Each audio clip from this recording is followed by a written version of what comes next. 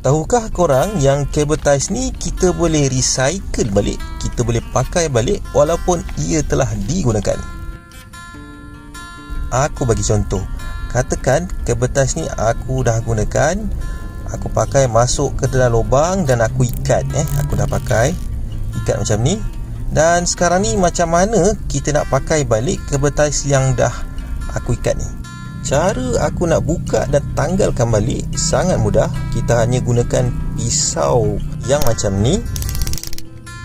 Dengan menggunakan pisau, kita perlu menyongkit sesendal yang menyekat cable ties ini.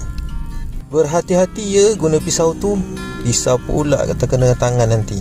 Okey, dah dapat. Aku dah berjaya congkil sesendal tu. Kau nampak? Aku dekatkan